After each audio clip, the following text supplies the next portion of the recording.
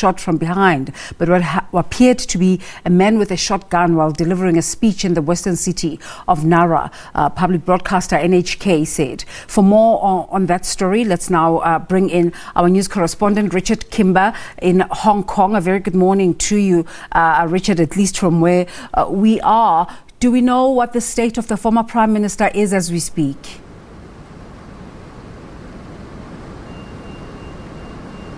Yes, he's said to be in a grave condition in hospital. There's just been a press conference from the current Prime Minister, Fumio Kishida, explaining the situation. He tried to hold back tears during that press conference as he explained the difficult condition that former Prime Minister, Shinzo Abe, is in. He was understood to have been shot twice while giving a campaign rally at the city of Nara, around 6 hours west of Tokyo on Friday morning. It's understood that the shooter came from behind where the former Prime Minister was standing on the platform delivering his policy address, and was able to evade his security guards and fire at close range with what appeared to be a handmade, homemade shotgun. And that's a significant detail in Japan, where the use of handguns is banned by law, and there are strict laws on the use of all other forms of guns, with very difficult procedures one has to get through in order to be given a gun license. So a highly unusual event in Japan. Any form of gun violence is very rare already, and any form of political violence against high-ranking and senior political officials even rarer in a country that prides itself really on being one of the safest in the world. Some reports say he was shot in the neck, others say he was shot in the chest. What information have we got so far?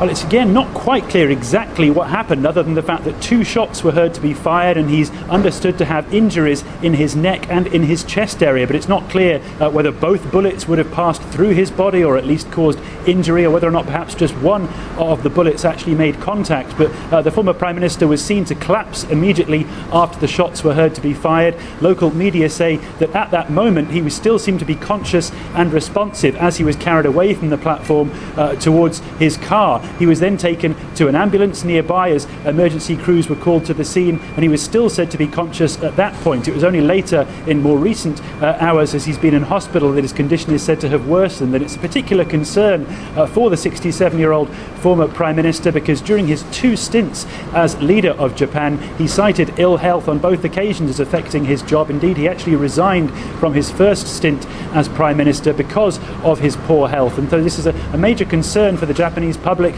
with regards to his health and his prospects in hospital, and also more widely a concern about political stability and political security in the country if the motives for this shooting are not soon found out and made to be quite clear, such that there is now concern about the potential ramifications of further shootings if this is somehow going to be part of a pattern of action ahead of important upper house elections due this weekend. Richard, again, reports saying he was giving a campaign speech. As you say, being known as one of the longest serving prime ministers in Japan, what was he campaigning for?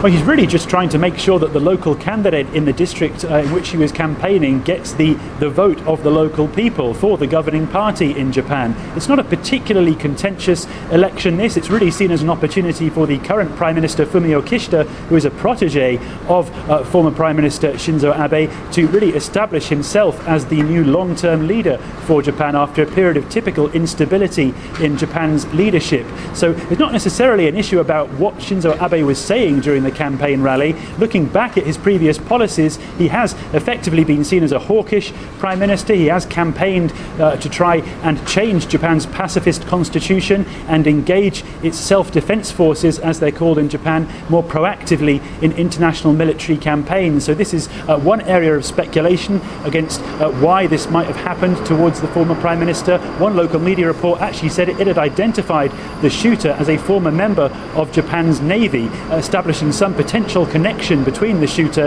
and the former Prime Minister's rather hawkish stance on trying to have the Japanese military more involved in international campaigns. But still no real clarity on that, and all we know now is a 42-year-old man has been arrested. He was the shooter at the scene, but no further official details on who that man was or what his motives may have been. And just the general mood in the country, are the Japanese taking this to heart?